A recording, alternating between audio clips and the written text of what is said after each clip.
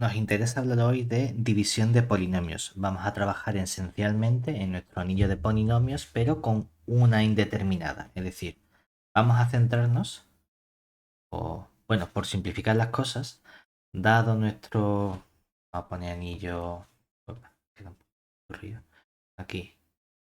Dado nuestro A, que sea dominio de integridad,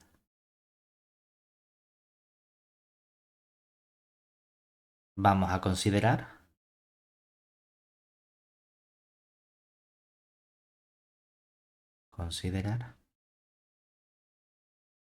el anillo de polinomios, pero con una variable,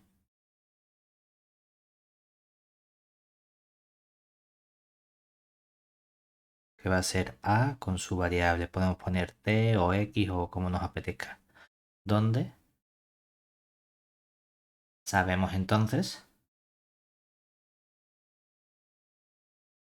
que este anillo de polinomio a de t heredaba el buen comportamiento que tuviese los coeficientes. Es decir, si teníamos un dominio de integridad, nuestro anillo de polinomios también es un dominio de integridad. Es también dominio de integridad. Y además podemos expresar cada polinomio. A poner no nulo, pero bueno. F que cojamos de nuestro anillo de polinomio a de t,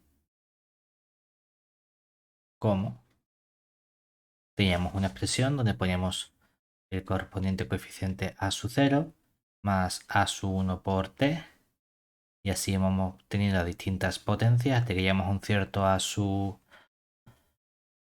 Yo que sé qué grado quieres que le pongamos al polinomio. Su n por el t elevado a n, donde esta n representa justamente lo que habíamos llamado el grado total, que en este caso coincide con el grado parcial, que es simplemente el grado a secas de nuestro polinomio. Esta es la expresión que tenemos. ¿Qué nos interesa esencialmente? Nos interesa estudiar la división de polinomios. Claro, como esto no deja de ser un dominio de integridad, también podemos definir qué ocurre con la división. Es decir, recordemos que decimos que podemos poner G divide a F, donde G pertenece a las unidades de A de T, es decir, a las unidades, no, al asterisco, donde pongo el asterisco, vamos a poner aquí el asterisco así. Si existe otro polinomio, h, que esté en nuestro A de T, tal que podemos expresar el polinomio grande, el f, como el g por el h. Bueno, pues lo que vamos a ver va a ser distintas condiciones que me permitan buscar o bien esta expresión natural con la división o algo lo más parecido posible. ¿De acuerdo? Eso es lo que nos interesa a nosotros. Para eso tenemos un primer resultado que es básicamente el concepto o el resultado fundamental de hoy, que es un lema técnico que nos permite expresar no siempre esta división exacta, sino una especie de aproximación en esta división. ¿Vale? Es decir, lema, vamos a coger, vamos a poner un polinomio, lo ponemos, bueno, vamos a poner sea A dominio de integridad y consideremos un polinomio cualquiera G perteneciente a nuestro A de t, que va a ser un polinomio no nulo, pero le vamos a exigir que este polinomio tenga grado positivo.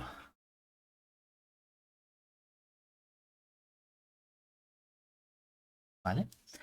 Y vamos a ponerle nombre a su coeficiente líder. Va a poner siendo A distinto de 0 su coeficiente líder, o en esta asignatura lo llaman sobre todo coeficiente director. ¿Vale? Bueno, pues entonces, para todo polinomio que cojamos de nuestro nido de polinomios, f perteneciente a A de t, existen, y no solo existen, sino que además son únicos polinomios, que vamos a llamarlos,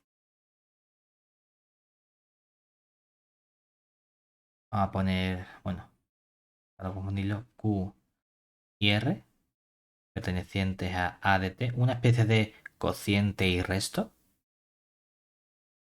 tales que esto nos permite expresar el polinomio f. No va a ser exactamente coger el polinomio cociente q por el g más el resto. Hay una especie de una posible penalización con este coeficiente líder, donde para ajustarlo tenemos que multiplicar todo el polinomio f por el coeficiente líder elevado a un cierto r, donde este elemento r es el máximo entre el grado del polinomio f que hemos elegido menos el grado del polinomio g más 1 y 0. Es decir, multiplicamos por algo para ajustar estos elementos. Y lo interesante de esta elección es que el polinomio r, este resto que elegimos, lo elegimos de modo que el grado de r es menor estricto que el grado del polinomio g por el que estamos realizando esta división. Es decir, si te fijas en esta expresión de este lema, ¿qué nos está diciendo? Nos está proporcionando una especie de división de polinomios. Es decir, nota, el lema anterior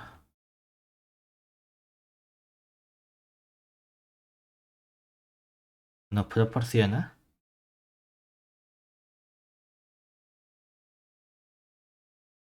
una especie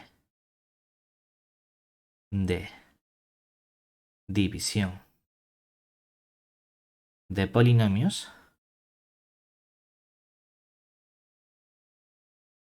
donde Q juega el papel del cociente y R juega el papel del resto.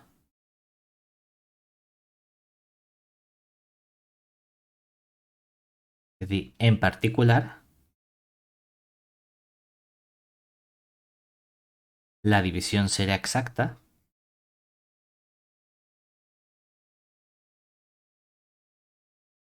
y por exacta vamos a entender que este polinomio G divide al polinomio F si R es justamente el polinomio nulo. Eso es lo que estamos buscando aquí. Sabemos que esto siempre va a ser posible de encontrar. Siempre vamos a encontrar estos dos polinomios, cociente y resto, por así decirlo. Lo que a nosotros nos interesa es que esa división sea exacta en la medida de lo posible, es decir, ver cuándo este resto es precisamente nuestro polinomio nulo. Va a haber algunas consecuencias inmediatas a partir de este resultado más general. Primera consecuencia inmediata, vamos a coger polinomios lo más sencillos posible. Los polinomios más sencillos posibles, que no sean las constantes que cojamos de nuestro anillo, van a ser justamente aquellos polinomios de grado 1. Bueno, pues vamos a ver qué ocurre con esos polinomios de grado 1. Es decir, como consecuencia de este resultado, tenemos un primer corolario asociado a Ruffini que nos permite estudiar esa división por polinomios de grado 1. Es decir, sea nuestro anillo A un dominio de integridad y vamos a coger un número cualquiera C perteneciente al anillo, pero que sea distinto de 0. Bueno, podemos poner también que sea 0, entonces simplemente estamos dividiendo por la misma variable. Si ponemos este anillo, entonces, dado cualquier polinomio f que cojamos de nuestro anillo de polinomio a de t, vamos a ser capaces de encontrar un polinomio q, también de nuestro anillo a de t, tal que podemos expresar nuestro polinomio f como el polinomio q por t menos c más lo que valga f evaluado en el punto C. En particular, nosotros nos interesa la división, ¿verdad? ¿Qué tiene que ocurrir para que t menos c divida al polinomio f? Que el resto tiene que ser nulo. Como el resto en este caso es una constante, esta constante tiene que valer 0. Es decir, sí y solo si nuestra f de c vale exactamente 0. ¿Qué tenemos que hacer aquí únicamente en realidad en esta demostración? Aplicar el lema anterior, pero a un polinomio muy concreto. Es decir, si tomamos el polinomio g, pueden poner g de t si queremos, como t menos c, por el lema anterior,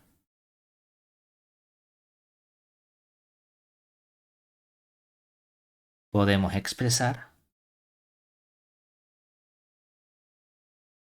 precisamente nuestro polinomio f como un cierto polinomio q por este polinomio g más un resto. ¿Qué ocurre con este resto? Claro, que el grado que tiene que tener ese polinomio resto tiene que ser menor estricto que el grado que tenga el polinomio g. El grado que tiene el polinomio g, como lo hemos cogido con el polinomio t menos c, es justamente 1. Por lo tanto, como este polinomio tiene que tener grado menos estricto que 1, ¿qué tenemos que tener aquí? Algo de grado 0, es decir, en particular, nuestro grado de r tiene que ser 0 aquí. Por lo que este polinomio R es un elemento de A. Es decir, y entonces, bueno, podríamos poner que esto tiene que ser o bien, porque hay otra opción particular, y es que o bien sea 0 o bien sea menos infinito, porque hemos dicho que el grado del polinomio nulo es menos infinito por convenio. Por lo que este polinomio R tiene que ser un elemento de A. Y ese elemento de A puede ser o bien un elemento no nulo o bien puede ser el polinomio nulo, en cuyo caso tendríamos este grado menos infinito. Claro, como estas dos expresiones tienen que ser iguales, ¿qué sacamos? Evaluando en C, obtenemos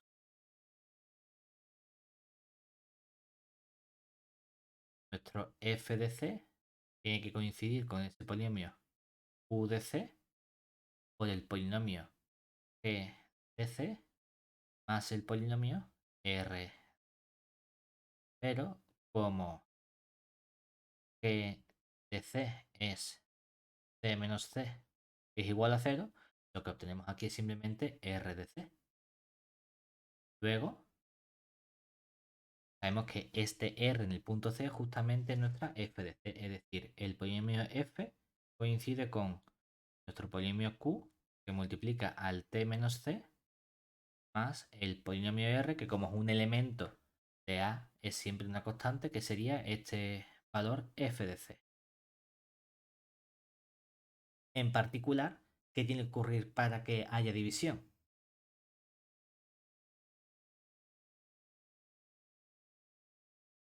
Tenemos efectivamente que nuestro polinomio g igual a t menos c divide a f si y solo si el resto de la división, que es lo que vale f en el punto c, vale 0. O sea que cuando cogemos polinomios sencillos de grado 1, el proceso está claro. Sabemos cómo caracterizar esta información. ¿Qué otra consecuencia tenemos precisamente de esto? Que podemos analizar cuántas raíces o cuántos ceros tienen nuestros polinomios. En particular, dado n sea a un dominio de integridad f perteneciente a de t que sea un polinomio no nulo. Entonces, nuestra f tiene como mucho n igual al grado de f raíces ceros distintos en nuestro anillo dominio de integridad A. Esas son las cantidades distintas que podemos tener. Una consecuencia muy útil para caracterizar justamente este comportamiento que tienen las raíces y la división es analizar el comportamiento que tenemos en ciertos puntos. Es decir, para evaluar nuestro polinomio en algunos puntos concretos, si siempre tenemos los mismos valores en ciertos elementos, entonces tenemos justamente el mismo comportamiento de nuestros polinomios todo el rato. Es decir, un resultado como proposición.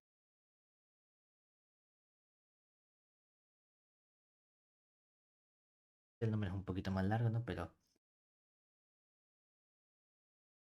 cuando trabajamos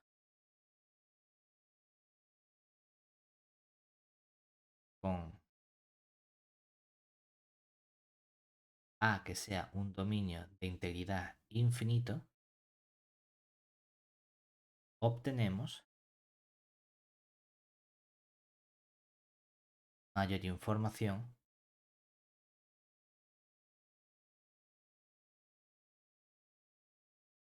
del comportamiento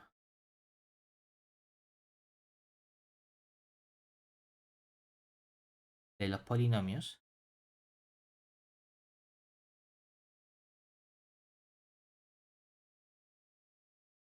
a partir de la evaluación de los mismos.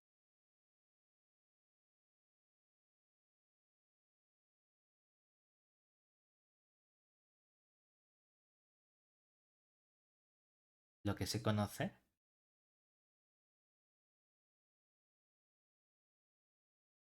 como el principio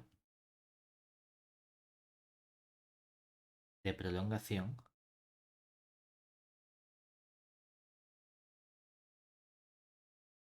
de identidades cabra, polinomiales.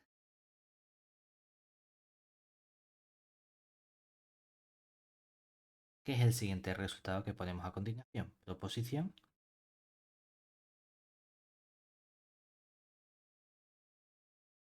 Lo que tenemos es que, dado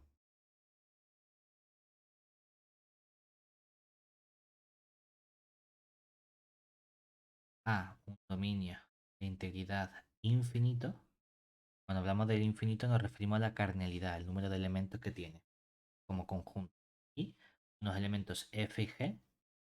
Este resultado lo podemos tener para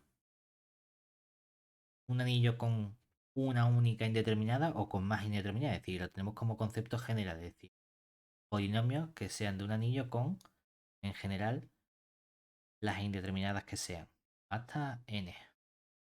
Es cierto que nosotros casi todo el rato vamos a estar trabajando con una indeterminada en esta parte de división de polinomios, pero este resultado es más general todavía.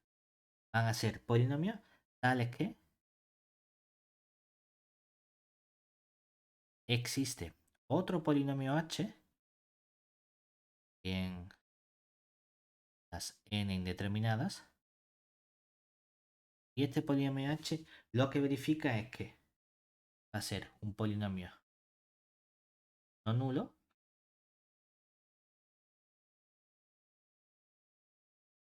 tal que para cualquiera elemento del anillo, es decir, que h cuando lo evaluamos en unos puntos x1 hasta xn y ponemos en minúsculas las evaluaciones, este polinomio es distinto de cero para cualquiera x1 y xn de nuestro anillo A, ¿vale? Y de modo que en ese polinomio donde el polinomio es no nulo, se tiene que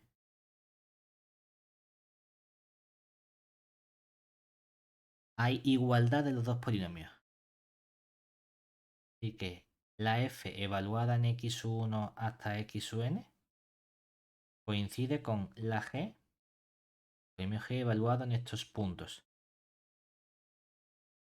Bueno, pues si nuestros dos polinomios f y g coinciden en todos esos puntos del anillo A, de modo que el polinomio h es no nulo en todos esos puntos, entonces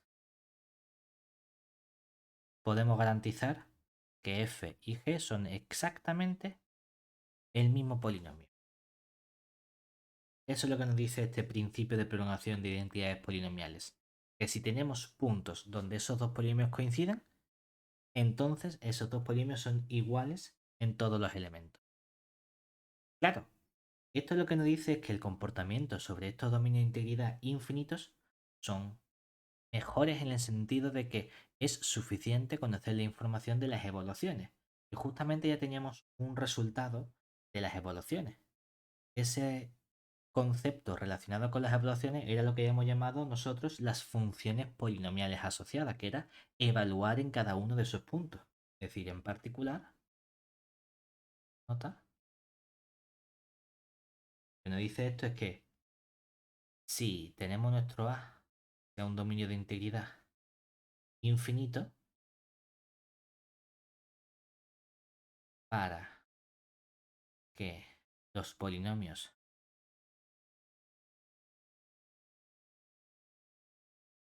f y g pertenecientes a nuestro A de t o en general en cualquier sitio coincidan, x1 hasta x1, para que estos polinomios coincidan, es suficiente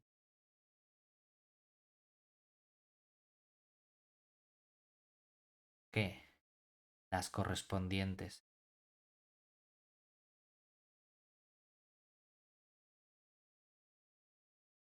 funciones polinomiales asociadas,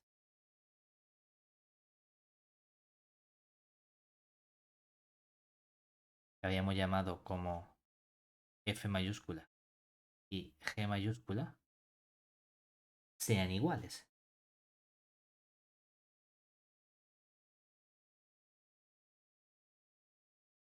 Es decir, que el buen comportamiento de los polinomios se basa simplemente en el buen comportamiento que tengan estas evaluaciones de los polinomios de distintos puntos. Claro, recordemos que si f era un polinomio perteneciente a nuestro anillo x1 hasta xn, la evaluación, la función polinomial f mayúscula asociada a f tenía dada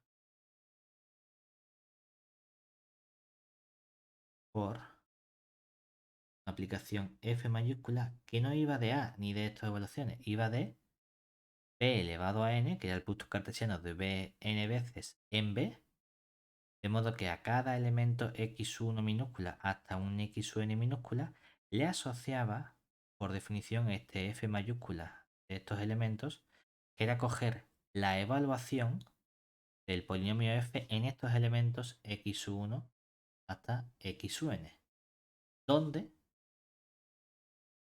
b era un anillo que contiene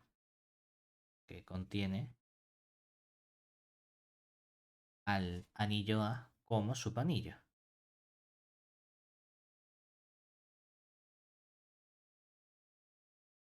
Claro, todo esto está fantástico, pero en esta parte de división de polinomios había ya un concepto para nosotros asociado a la división. Ese concepto asociado a la división, esa idea de división que podíamos introducir en nuestro dominio de integridad, era hablar de un dominio euclídeo. Ese dominio euclídeo tenía una existencia de una aplicación que en cierto modo jugaba ese papel de división. Y si nos vamos a este lema, aquí ya hay algo parecido, ¿verdad? El tema es que cuando buscamos ese buen comportamiento de la división, ¿qué necesitamos? Una aplicación que tenga ciertas propiedades. Ahora, si tenemos nuestro A que sea dominio de integridad, recordemos que el concepto de dominio euclídeo nos permitía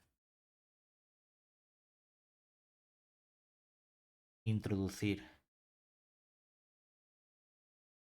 en cierto modo,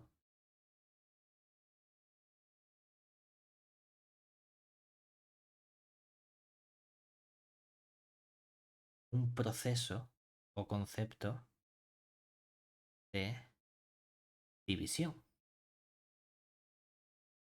para lo cual necesitábamos una aplicación que le poníamos como la notación de norma,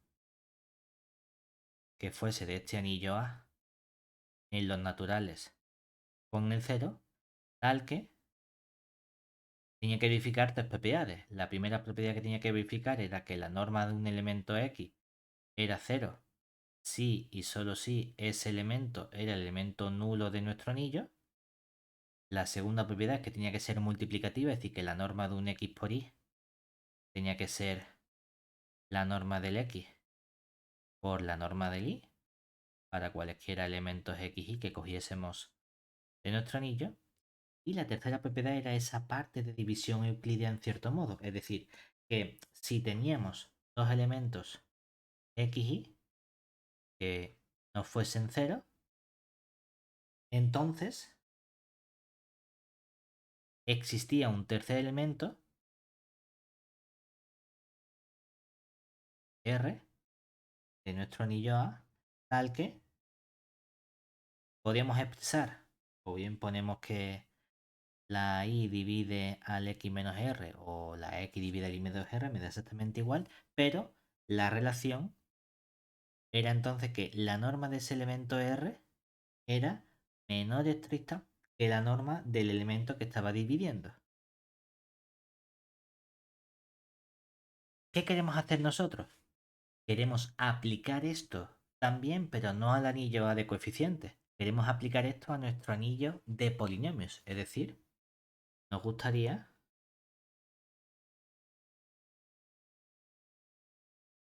ser capaces de encontrar una aplicación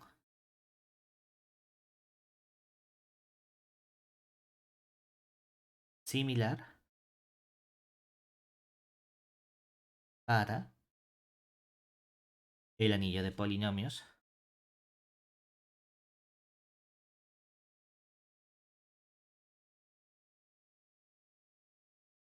A con la variable t. Entonces, ¿creemos que va a ser posible? ¿Cuál sería ese candidato natural? Fíjate que esa aplicación norma, por así decirlo, que encontremos, tiene que cumplir esta relación, ¿verdad? Si nos vamos a nuestro lema, ¿qué cosa verifica esa relación similar? El grado, ¿no? El grado cumple que el grado del polinomio R es más chico que el grado de ese polinomio que está dividiendo. Entonces, ¿podría ser simplemente el grado ese candidato natural a norma? ¿Qué pensamos? Que puede, que sí. Claro, el problema es que fíjate entonces la primera propiedad que tiene que cumplir, ¿no? Y es que la norma de un polinomio tiene que ser cero si y solo si el polinomio es el polinomio nulo. Por convenio, ¿qué grado tiene el polinomio nulo? Cero. No tiene cero, tiene grado por convenio Mm. menos infinito. O sea que Ah, no nos sirve exactamente tomar el grado a secas. Si vamos a hacer una modificación, podemos ver entonces que nuestro anillo de polinomios A de t se convierte en un dominio euclídeo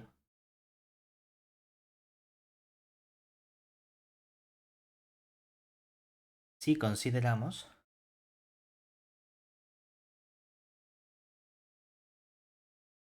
la aplicación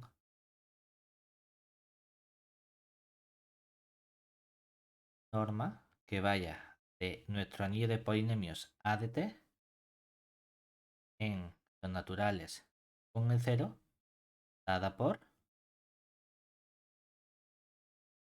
nuestro norma de f, para definir no exactamente como el grado, sino que vamos a poner 2 elevado al grado. Y hacemos esto de 2 elevado al grado para que de modo,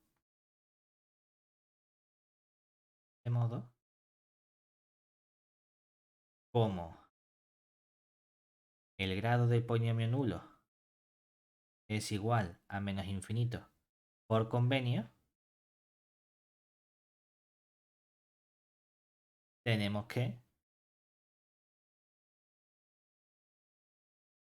el grado de 0 o la norma de 0 sería 2 elevado al grado de 0, que es igual a 2 elevado a menos infinito, que es igual a 0.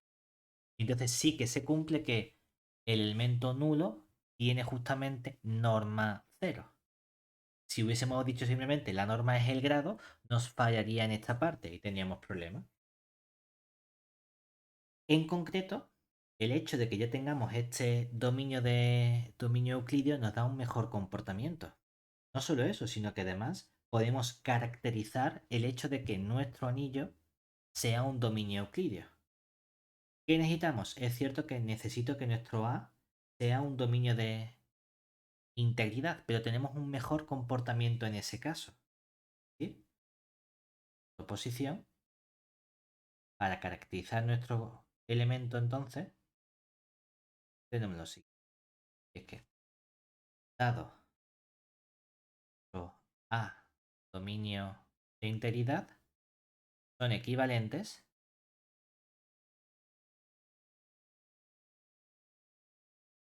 tener un mejor comportamiento sobre nuestro conjunto A. El mejor comportamiento que puedo tener sobre el conjunto A es que A sea un cuerpo.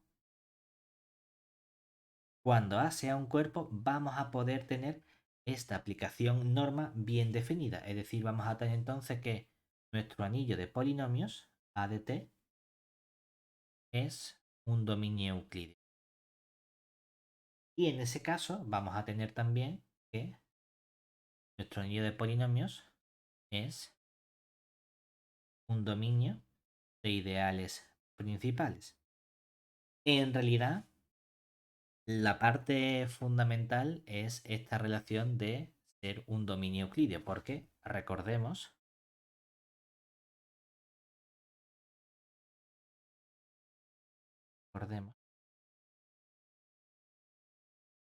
que los dominios euclídeos tenían un mejor comportamiento,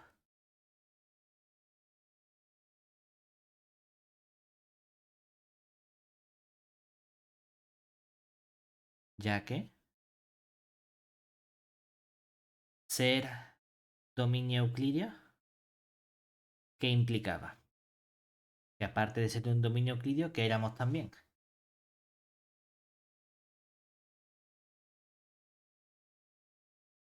¿Qué relación teníamos con estos dominios euclídeos? Que éramos también Un dominios dominio de intensidad. de ideales principales. Ujú. Es decir, todo ideal está generado por un único elemento. Lo guay de los dominios de ideales principales, ¿qué era? Que en estos dominios de ideales principales sabemos que se verifica la identidad de Bézout.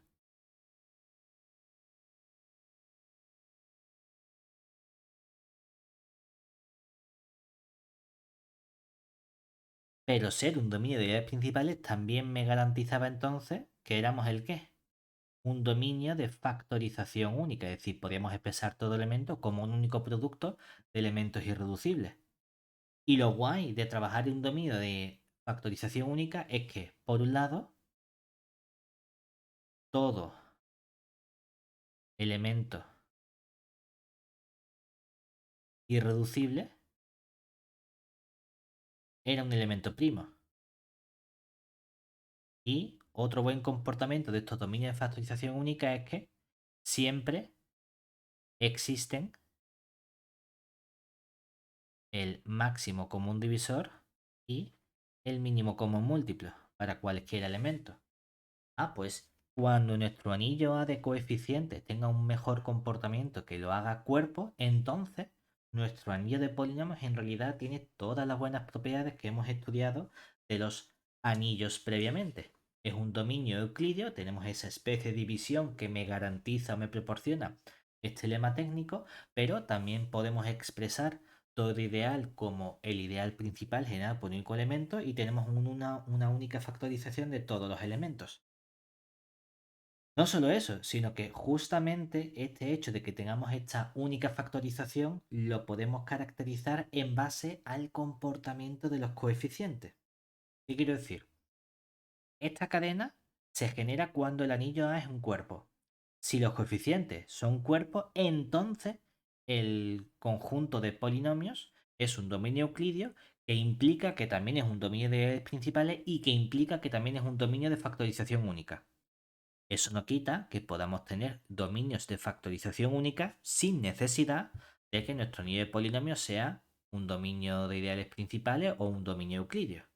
En ese caso sí es cierto que la caracterización se basa únicamente en lo que le ocurre a los coeficientes, lo mismo que ocurría con el caso de ser un dominio de integridad. Lo que le ocurre al conjunto de coeficientes es lo mismo que le ocurre al anillo de polinomios. Es decir, la oposición realmente es un resultado debido a Gauss, es cuando nos quedamos un poquito más cortos en el comportamiento de nuestros coeficientes. Pero, dado nuestro conjunto A que sea un dominio de integridad, son equivalentes el comportamiento sobre los coeficientes al comportamiento sobre todo el anillo. Es decir, hablar de que A sea dominio de factorización única es lo mismo que hablar de que el anillo de polinomios A de t es un dominio de factorización única.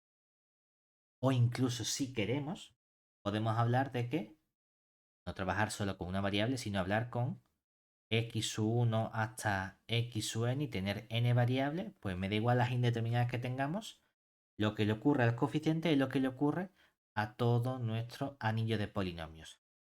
Ojo, aquí estamos diciendo que no llego a ese buen comportamiento sobre el anillo A, es decir, lo interesante, el resultado anterior de Gauss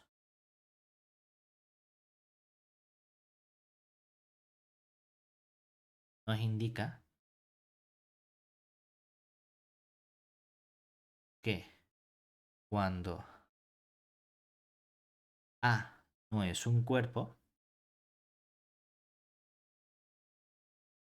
el buen comportamiento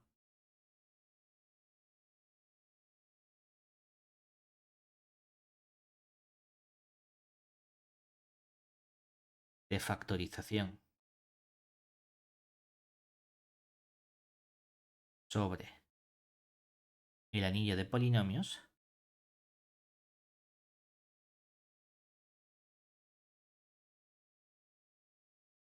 depende únicamente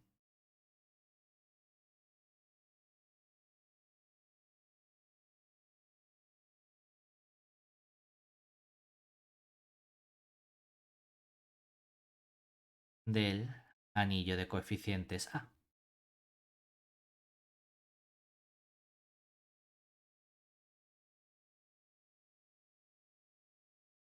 Entonces, que podamos factorizar de forma única los elementos del anillo A me proporciona que podamos factorizar de forma única los polinomios de nuestro anillo A de T. Para garantizar este buen comportamiento de la proposición de Gauss, introducimos un concepto que tiene que ver con los elementos de nuestro polinomio cuando trabajamos con una única variable. ¿Sí? Definición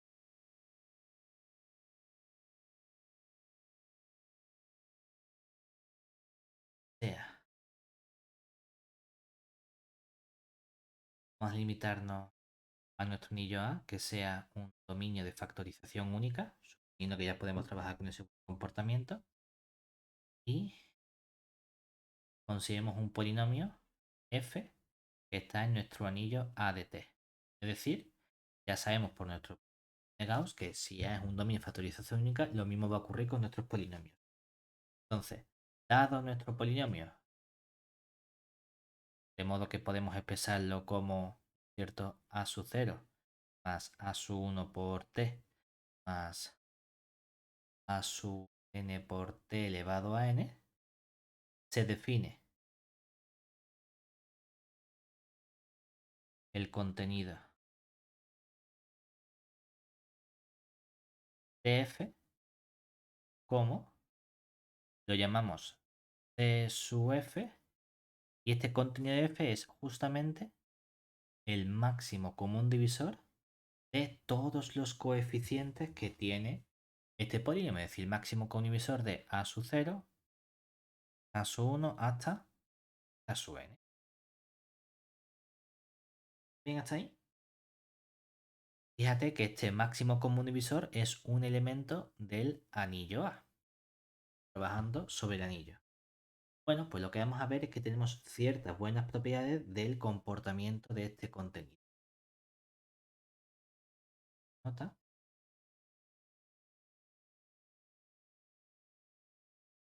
En las condiciones anteriores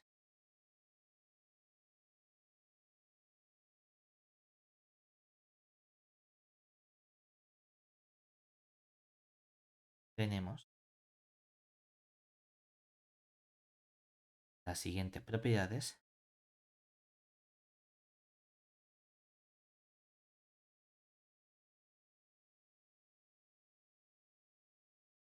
del contenido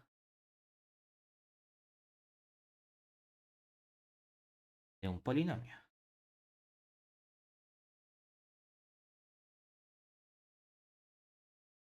Por un lado, es que si nuestro polinomio f está en nuestro anillo de polinomios, entonces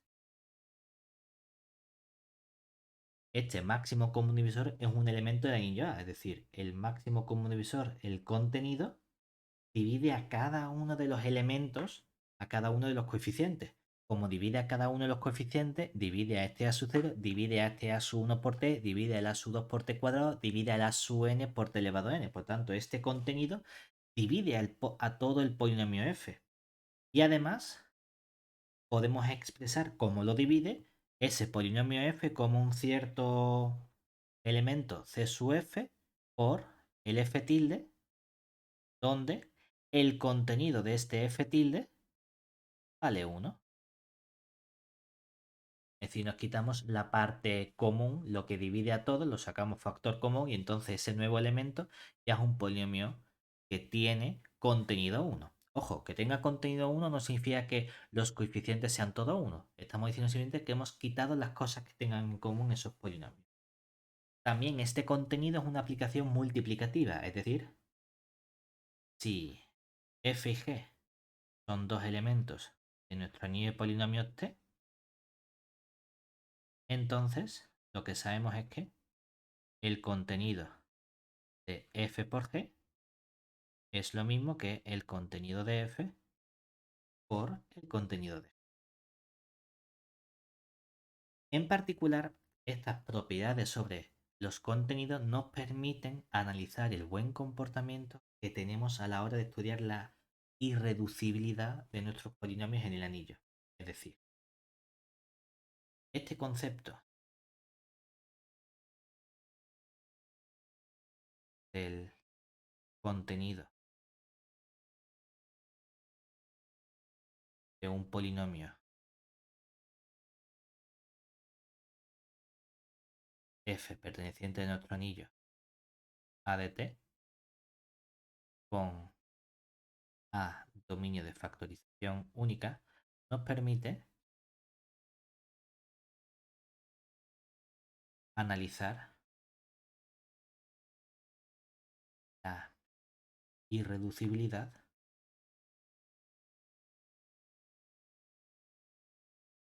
de f. En concreto,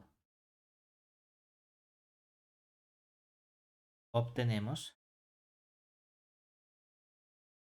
los siguientes resultados.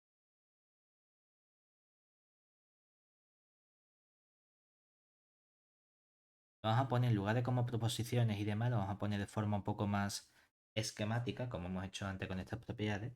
El primer resultado nos dice que, por un lado, si nuestro f es un polinomio con anillo a de t, si este polinomio es irreducible,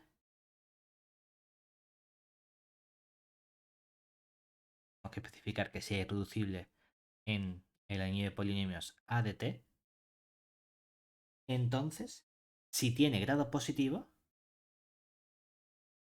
grado de f es estrictamente mayor que 0, entonces lo que tiene que ocurrir es que el contenido de f tiene que ser 1.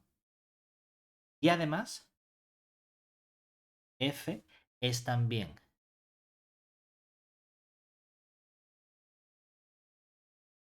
irreducible en el anillo K de t, siendo K el cuerpo de fracciones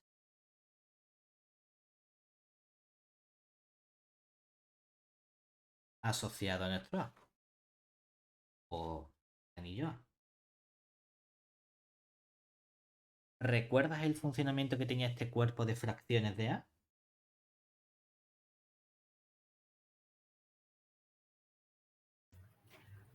Mm, Vamos a poner creo aquí. que sí, pero prefiero Vamos a no poner. decir nada. Fíjate, en este anillo A hay una especie de estudiar fracciones como las fracciones que estamos acostumbrados de 2/5 y demás, pero con la notación de este cociente. Es decir, recordemos que si A era un dominio de integridad, se definía sobre el par A producto cartesiano con A asterisco, es decir, la segunda componente no podía ser nula, la relación de equivalencia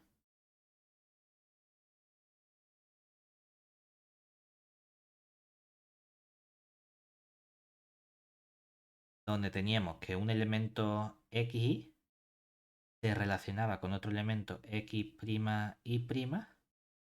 si y solo si los productos cruzados coincidían, es decir, el x por el y' coincidía con el x' por el y. Esa es nuestra relación. El conjunto cociente o el espacio cociente era el cuerpo K, es decir, se definía el cuerpo de fracciones K como sobre este A producto cartesiano con A asterisco cogíamos el espacio cociente, donde las clases de equivalencia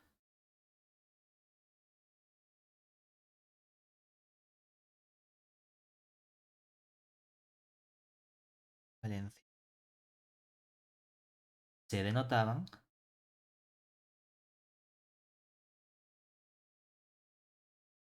por, normalmente, cada elemento es un par XY, ¿verdad? La clase de equivalencia estamos acostumbrados a poner ese elemento entre corchetes, ¿verdad? Hay veces que decimos, mira, no tengo ganas de escribir los corchetes y los paréntesis, ponemos simplemente corchete X, corchete Y. ¿Y cuál es la notación habitual que elegimos en esta parte del cuerpo de fracciones, que es por lo que lo llamamos de fracciones? Expresarlo como X partido por Y, como si fuese una fracción de toda la vida. Si estuviésemos escribiendo X barra Y, ¿vale? Pero que esto lo que representa en realidad es esta clase de equivalencia de todos estos elementos en este espacio. ¿Bien hasta ahí? Sí, Ese es nuestro cuerpo de fracciones, es decir, es como una extensión de nuestro anillo A. ¿Qué queremos hacer nosotros? Analizar este buen comportamiento. Por lo que me dice, mira, si es irreducible en nuestro anillo y tenemos grado positivo, entonces también es irreducible en este anillo mayor de polinomios sobre ese cuerpo de fracciones. Vale, perfecto. Ahí tenemos un buen comportamiento. ¿Qué podemos decir sobre los ideales? Ah, pues mira, de los ideales también tenemos un comportamiento. Es decir, segunda información es que si nuestro polinomio f es un elemento de A de t y este elemento es irreducible en el elemento A de t, entonces, si te fijas en las relaciones que ya sabíamos nosotros, que pusimos creo que aquí, que sabíamos, por ser A de t un dominio de factorización única, cómo es todo elemento irreducible. Es primo. Es decir, el ideal que genera ese elemento es un ideal primo, ¿verdad? Ah, claro, pues obviamente si tengo un elemento irreducible, ya sabemos, por ser A de t un dominio de factorización única, que el ideal principal generado por f es primo.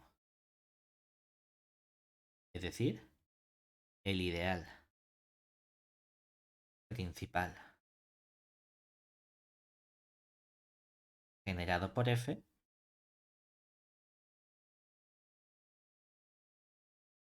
es un ideal primo. Que aquí no estamos diciendo nada nuevo en realidad, simplemente acordándonos de todo el trabajo duro que hicimos en la parte de dominios euclideos, dominios de ideales principales y dominio de factorización única cuando trabajamos con la parte de anillos. La parte interesante como tal es estudiar justamente qué ocurre con una especie de inversa, es decir, cuándo podemos estudiar esa irreducibilidad de nuestros polinomios. Bueno, pues un resultado que tenemos aquí es que si nuestro f es un polinomio de nuestro anillo que sea no nulo es polinomio no nulo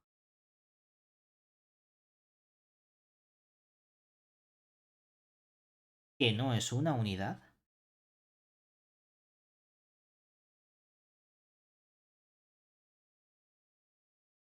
¿qué sabemos entonces? Que como A de t es un dominio de factorización única, ¿cómo podemos expresar este polinomio?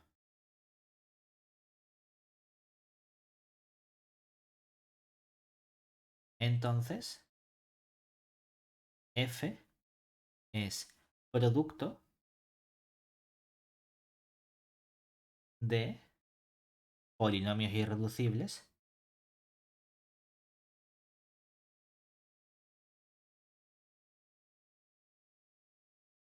en nuestro anillo A de t. Que tú me dirías, oye, esto también lo sabíamos, es decir, simplemente por ser justamente A de t un dominio de factorización única. La duda es, ¿cómo puedo estudiar esa irreducibilidad? Pues mira, para estudiar la irreducibilidad el resultado fundamental es este último que tenemos aquí. Es decir, dado nuestro f perteneciente a A de t con contenido de f igual a 1, si no tenemos elementos en común, tenemos que la irreducibilidad de f en este anillo de polinomio, es decir, f es irreducible en A de t, si y solo si nuestro f es irreducible en k de t. ¿Dónde está k? Esta k era nuestro cuerpo de fracciones. Con k, cuerpo de fracciones de nuestro anillo A. En realidad, lo que hacemos en esta parte para estudiar ese producto de irreducibilidad, es la expresión de f como producto de primos irreducibles, lo que nos interesa justamente es que a partir de la irreducibilidad que tenemos de la factorización en k de t, podemos hacerlo también en a de t. ¿Nota? Las demostraciones anteriores son todas constructivas. Anteriores son constructivas.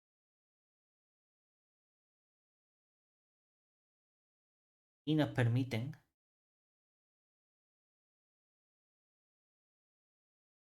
factorizar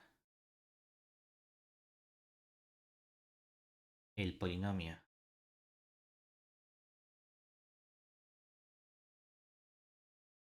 f en a de t si conocemos su factorización en el polinomio grande, que sería en k de t. Para ello,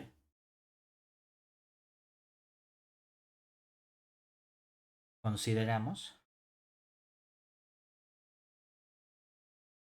nuestro f, pero lo expresamos como un producto de cosas irreducibles en k de t, es decir, lo expresamos como un producto de unos g sub 1 por g sub 2 por g sub r, donde cada uno de estos elementos, g sub i, pertenece al anillo k de t,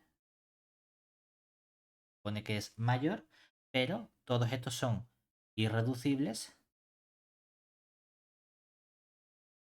para todo i desde 1, 2 hasta r.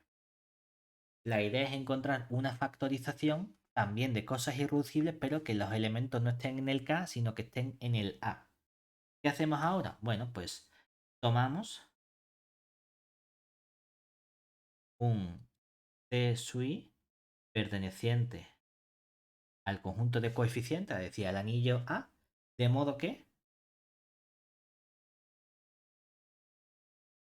cuando multiplicamos el C sub i por ese elemento G sub i, pasamos de estar en este anillo K de T a estar en el anillo inicial A de T. Esto lo hacemos para cada polinomio irreducible desde el 1, 2 hasta el R. Llamando entonces C al producto de todos esos Cs que hemos ido eligiendo. ¿Qué ocurre entonces? ¿Cómo podemos estudiar estos elementos? Si yo multiplico todo por C, yo tengo esta igualdad, cuando multiplique C por F, eso es lo mismo que el C por cada uno, todos G sub 1, G sub 2 hasta G sub R. Pero esto a su vez es lo mismo que el C sub 1 por C sub 2 por el C sub R por el G sub 1 por el G sub 2 por el G sub R. O lo que es lo mismo, nos podemos agrupar el 1 con el 1, es decir, el C sub 1 por el G sub 1 por el C sub 2 por el G sub 2 por el C sub R por el G sub R. Si todos estos elementos, estos dos polinomios de productos son iguales, también se mantiene la igualdad con los coeficientes. Pero además el contenido era una aplicación multiplicativa. Es decir, como el contenido era una aplicación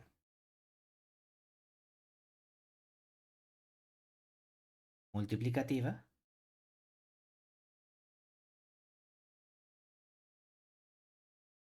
obtenemos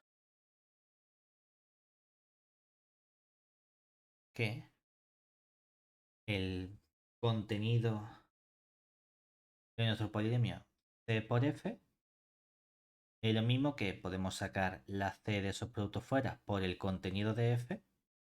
Y esto es lo mismo que el producto de los distintos contenidos. Es decir, que el contenido del C sub 1 por el G sub 1 por el contenido del C sub 2 por el G sub 2. Y así multiplicamos por los contenidos de cada uno de esos polinomios C sub R, G sub R. ¿Qué hacemos ahora? Consideramos entonces los siguientes elementos. Por un lado vamos a coger un polinomio auxiliar, f,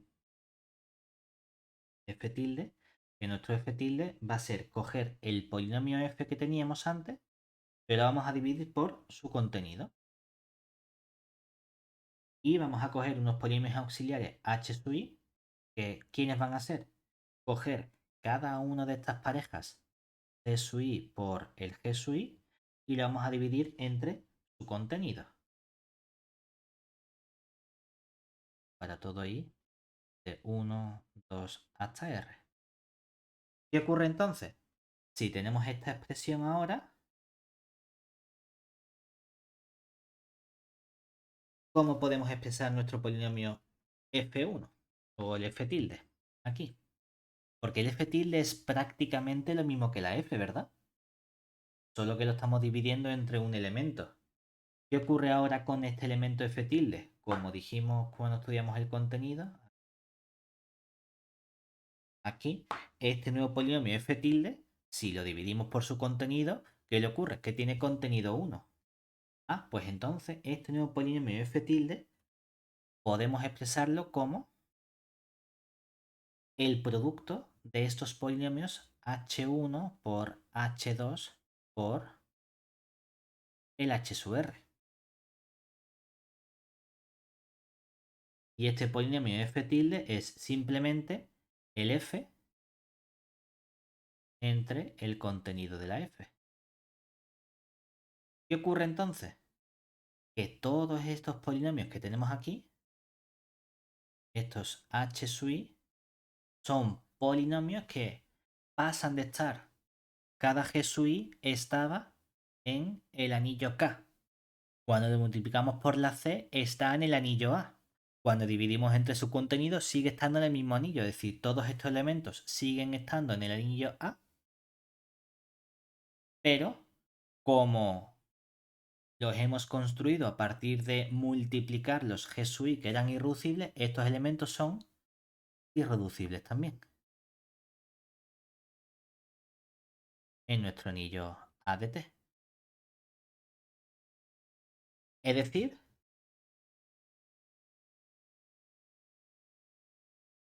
hemos conseguido expresar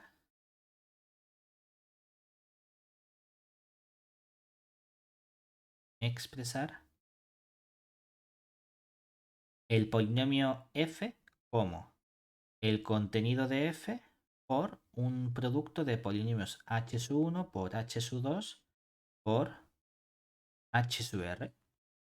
Y esto es el elemento, y estos elementos que tenemos aquí son nuestros polinomios irreducibles. La única diferencia, hemos pasado de tener los irreducibles en el cuerpo K de T a tener los irreducibles en el anillo A de T. Esa es la única diferencia. Como consecuencia de esto, podemos factorizar ya siempre nuestros polinomios en función de estas raíces adecuadas. Es decir, vamos a poner el resultado para factorizar esencialmente cuando podemos hacerlo, y es que sea nuestro A un dominio de integridad en la parte de coeficiente, y vamos a coger unos polinomios f sub 1, f sub 2 hasta f sub s, polinomio de nuestro anillo A de T, que van a ser polinomios con grado, que el grado va a ser nuestro n sub i, que va a ser el grado de cada f sub i, y vamos a pedir que sea mayor o igual que 1 para todo i, desde 1, 2 hasta s. Bueno, pues entonces existe un cuerpo, a ponerle, no le quiero poner k, porque k es el cuerpo de fracciones de a, vamos a ponerle un cuerpo L, de modo que a contenido en L es subanillo y elementos que son nuestras raíces, es decir, elementos podemos poner primer coeficiente a.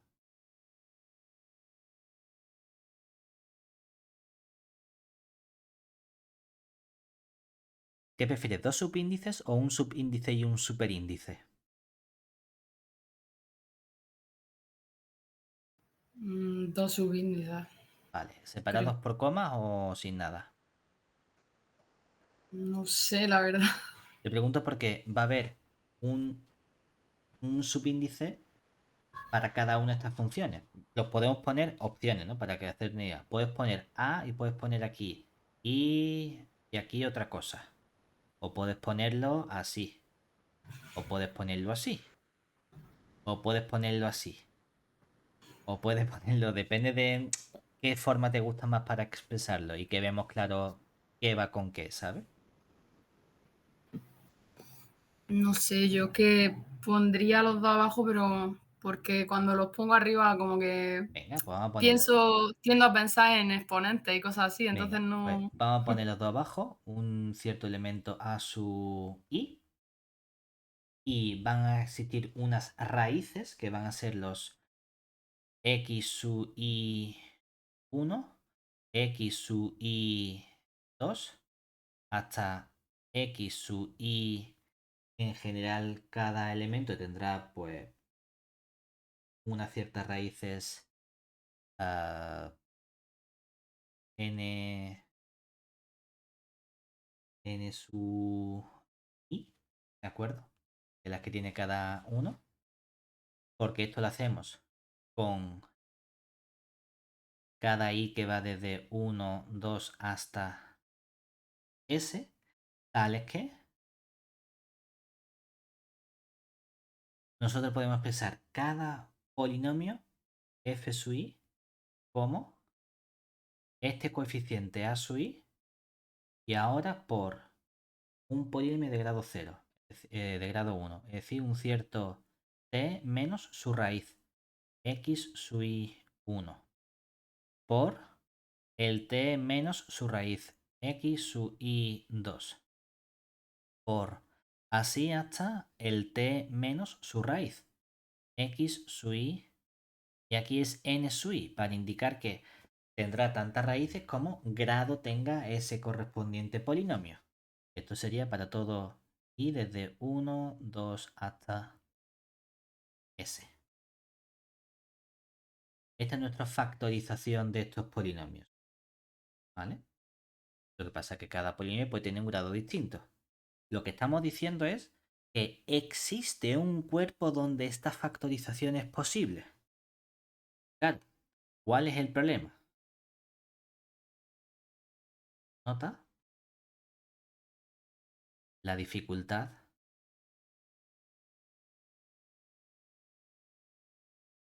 del resultado anterior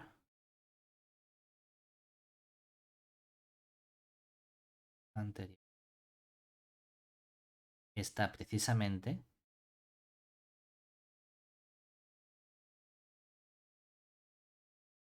en encontrar el cuerpo L donde esa factorización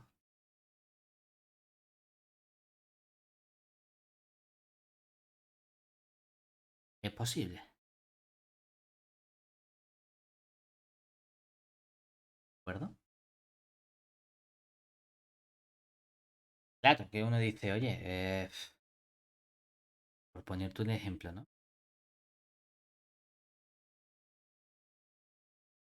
Consideremos el anillo de polinomios.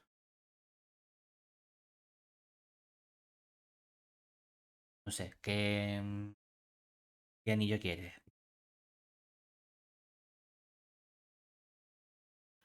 Lo que tú digas. Uno podría pensar a lo mejor, yo qué sé, por poner sencillo, ¿no? Que casi siempre ponemos las fracciones q de t, ¿no? Y entonces nosotros queremos estudiar factorizaciones en q de t. Automáticamente uno que piensa, oye, es lo superior a los racionales. Que sea un cuerpo y que contenga q, porque q no es un cuerpo, ¿verdad? Entonces aquí podemos decir, oye, pues podríamos pensar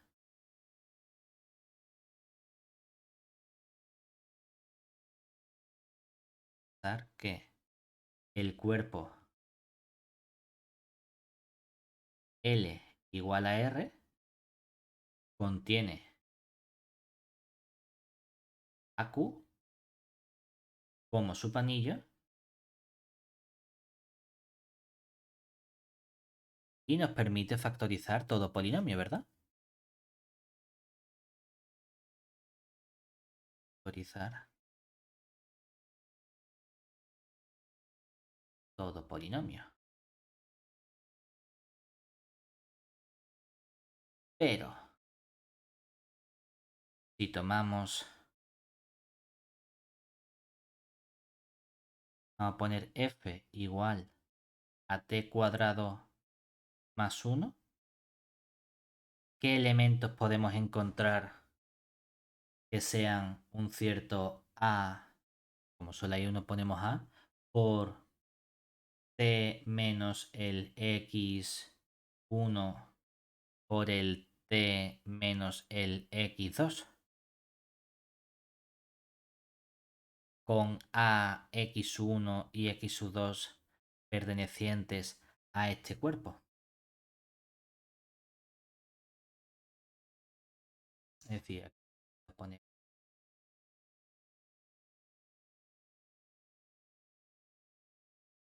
con estos elementos del anillo L. Es decir, ¿qué elementos podemos coger nosotros reales para que cuando multiplicamos t menos x1, t menos x2 con a nos dé t cuadrado más 1?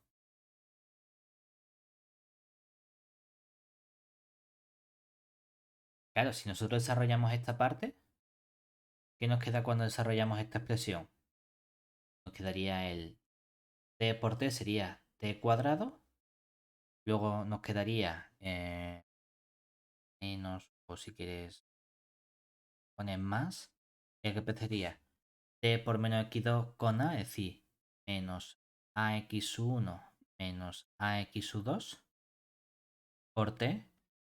Y luego nos quedaría el a por x1 por x2. Bien, como esto tiene que coincidir con at cuadrado más 1, sabemos que la a tiene que valer 1, ¿verdad? Como a tiene que valer 1, esta expresión nos quedaría como t cuadrado más menos x1 menos x2 por t más x1 por x2, ¿verdad? Como no hay t, el menos x1 menos x2 tiene que ser 0, ¿verdad?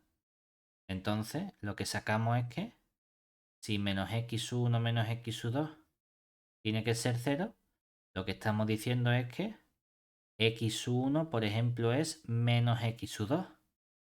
Pero en ese caso, ¿qué ocurre con esta parte de aquí?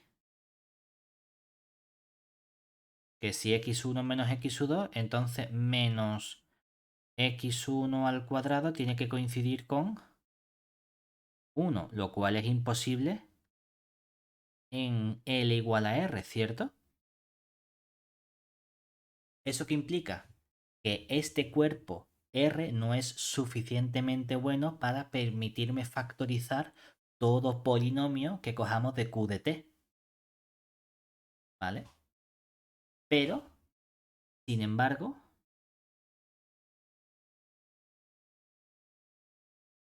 si tomamos,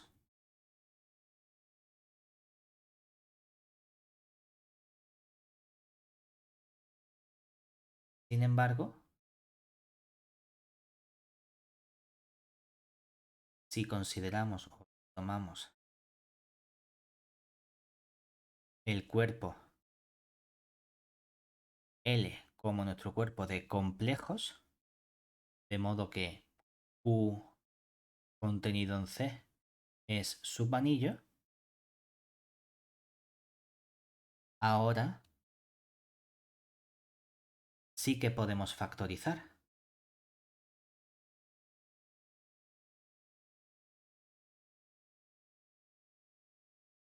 Nuestro polinomio f, que era el t cuadrado más 1, justamente como un cierto a por el t menos x1 y un t menos el x2. ¿Quiénes son esos elementos? El a lo tomamos como 1, el x1 lo tomamos por ejemplo como y el x2 lo tomamos como menos i, que son elementos de ese nuevo cuerpo L que hemos tomado. Claro, ¿cuál es la dificultad? Uno dice, ah, bueno, pues en lugar de coger el cuerpo R, coges el otro cuerpo que son los complejos. Vale, el problema está en que si yo te doy un anillo A en general, ¿cómo sabemos cuál es el anillo L bueno que tengo que encontrar donde ahí ya puedo factorizar todo seguro como producto de estos polinomios de grado 1? Esa es la dificultad de ese resultado. Pero lo que nos dice el resultado es que seguro que da igual lo raro que sea tu anillo A, vas a ser capaz de encontrar un cuerpo L suficientemente bueno donde ya puedes factorizar todo 100% seguro en ese cuerpo. Esa es la idea que tenemos en esta parte de nuestra división de polinomios. ¿De acuerdo?